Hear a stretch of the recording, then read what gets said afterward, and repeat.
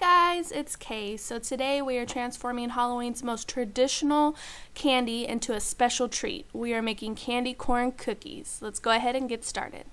So you're going to need some all-purpose flour, some sugar, some baking soda and some salt, an egg. You're going to need some vanilla extract, some butter, a lemon in which we're going to use the lemon zest and the lemon juice. To color the candy corn cookies, you're going to need some orange and yellow food coloring. And as far as utensils, you're going to need a mixer. You can definitely do this by hand or with a hand mixer, but I chose to use my KitchenAid mixer today, fitted with a paddle attachment. You're going to need a lemon zester, a spatula, and then you're going to need a cookie sheet lined with some parchment paper and a loaf pan lined with some wax paper. So the first thing we are going to do is cream the butter and sugar. So you just want to take your butter and put it in your mixer. You want the butter at room temperature, that way it has no trouble creaming and it doesn't take very long. If you had cold butter, it really wouldn't mix together well with the sugar, so you just want to make sure that it's nice and soft at room temperature. I like to take my butter out maybe 3 hours before I'm going to use it. That way I can ensure that it's nice and soft, so I have no problems. So I have my butter in the mixer. To that, you just want to add your sugar. And then you're going to cream these together for a good maybe 2 minutes or so. So it's been creaming for about a minute now. What I'm going to do is just stop it and scrape down the sides. Grab all this butter that is still on the side that didn't get mixed in the beginning. Scrape down the bowl.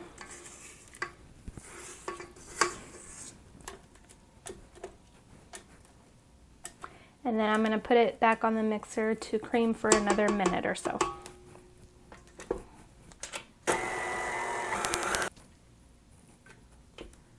Okay, so it's been mixing for a good 2 minutes. Get everything off of here. It's nice and fluffy. I'm just going to scrape down the sides. Now we're going to go ahead and zest our lemon. You want to make sure that you wash your lemon very, very well because we are going to be using the skin of it. And you always want to zest your lemon before you use the juice because it's just easier. So what you want to do is just take your zester over a bowl. You just want to rub back and forth. You don't want to rub it too long because what you want is when it starts to get this color here, you really don't want to go past that. So just keep going around the lemon. Okay, so we have that zested. You're going to go ahead and add your lemon zest.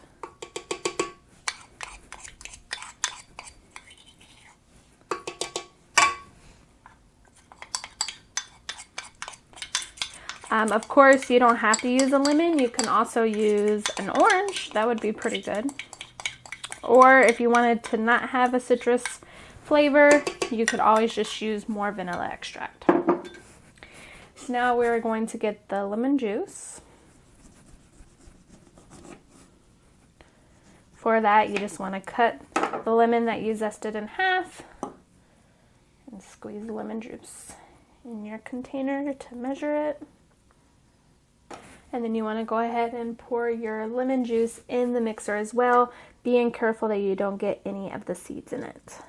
Okay, once you have the lemon juice and the lemon zest in there, you're going to go ahead and turn your mixer on low.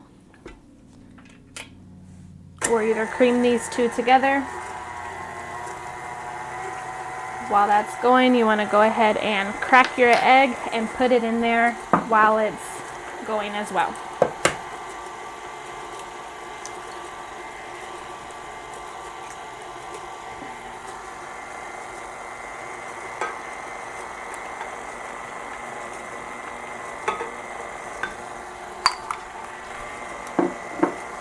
And then you're going to mix that until combined. Alright, that's well and combined. I'm going to go ahead and just add my vanilla extract. Then I'm going to scrape down my bowl. Okay, so we have our wet ingredients all mixed. Now we're going to add our dry ingredients. I'm going to take the flour. To that, I'm going to go ahead and add the salt and baking soda. And then I'm just going to give it a light toss. Doesn't have to be great. You just want to get it mixed a tiny bit. Once you have that mixed, you're just going to pour about half of it into the mixer. Turn it on low. Just let it go until it's combined. We're going to add the other half after that. Okay, came together. I'm just going to scrape down the bowl real quick. Then add the other half of the flour. And then mix this until combined. Okay, so I took my dough off the mixer, and what I'm going to do now is put it on the wax paper just to make it come together a little bit more. Just going to dump it on there. I'm just going to kind of make it come together with my fingers.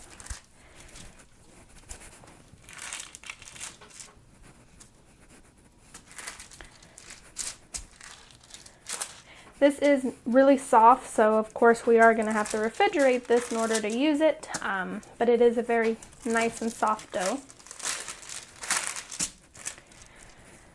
Okay, what I'm going to go ahead and do now is weigh my dough. We're wanting to separate this into 3 equal parts so that we can color the dough. So I have a kitchen scale here. If you don't have one, it's not that big of a deal. You can just eye it. It's no problem. But I'm going to take my dough. I like to weigh it in grams. It's easier to divide that way. So my dough comes out to be 915 grams. I'm going to divide that by 3, and it's going to become 305. So what I'm going to do now is take some of my wax paper here, put it on the scale, and then I'm just going to take little chunks of it and divide each little chunk into 305. Now what we want to do is go ahead and mix the color in our dough. I have my white one here. I've already mixed my yellow. Now I'm going to work on my orange. For that, you just want to put your blob of dough into your mixer.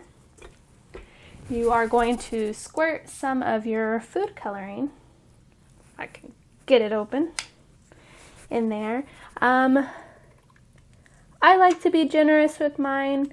Some food coloring you don't have to use as much, but I like to use quite a bit because I like a very vibrant color.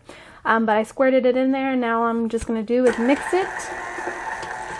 Let the color mix in. As you can see, it's not quite, I don't know if you can see or not, but for me, it's not quite the color orange I want, so I'm going to put a little bit more.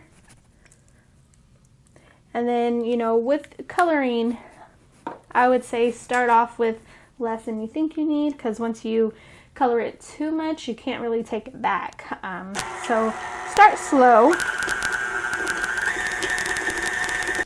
So this is the orange that I am looking for, so I'm going to go ahead and take it out of the mixer, clean up a bit, and then I'll show you what's next.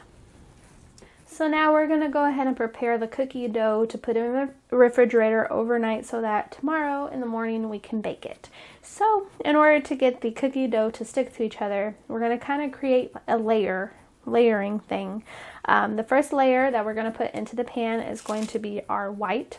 So you just want to kind of spread it out a little bit, put it into the bottom of the pan. You can use your hands to squish it to the sides.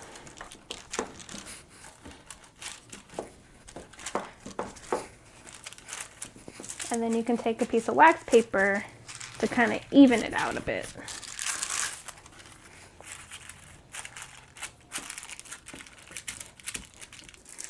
Next, you want to take your orange, do the same thing, and then your yellow.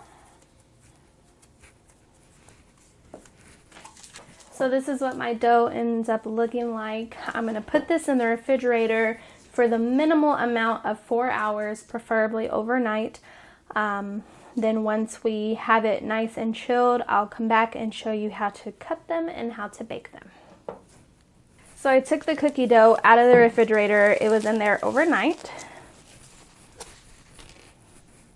What we're going to do now is just try to take it out here. Remove the wax paper.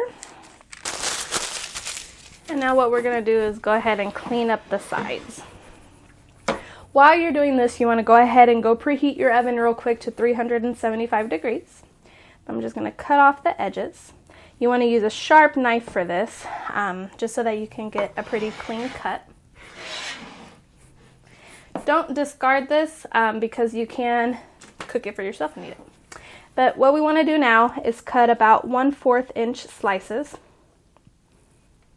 Then with your slice, what you want to do is basically square it off. So just cut it off there. Cut off the edge here. And then we're going to go ahead and go in zigzag motion. You're going to get about, I would say maybe 6 cookies or so. So here are my little candy corns. I was actually able to get 2, 4, 6, 7 of them. So you just want to go ahead and put these on your cookie sheet about 1 inch or so apart. You're going to bake them for 7 to 10 minutes. You want to keep an eye on them. When they start to get golden is when you want to remove them. This is going to make a lot of cookies, so you're just going to have to be patient. It'll make upwards near maybe 6 dozen or so. It's just going to depend on how thick you cut your dough and how wide you cut your cookie. But I'm going to finish this up here, bake the first batch, and when they are out, I will show you what they look like. Okie dokie guys, so our cookies just came out of the oven, and right now is a crucial time. You don't really want to give much time for these to cool because we need to dip them in some sugar. So as soon as you take them out of the oven, let them sit for 1 minute, and then you're just going to start dipping them in your sugar. You are going to have to get your hands in there, and you're going to be all sugary, but you just want to dip them in the sugar, shake off the excess, and put them on the cookie rack to dry. You want to do this really fast when they're hot. That way the sugar can kind of, it's not going to melt, but it's going to be able to stick to the cookies better. And that's what we want. Get a few more here. Done. That's good. So that's all we have for today. I did want to show you one quick way. I put a whole bunch of cookies in here, tied it with a little bow, and I thought it was cute. This is just a cellophane bag that I got in the Halloween section of, I believe it was Target, where I got it. But that's all I have for today. If you guys have any questions, definitely leave them in the comments down below. Don't forget to give the video a thumbs up and subscribe to the channel. I would really appreciate it, guys. Until next time, bye.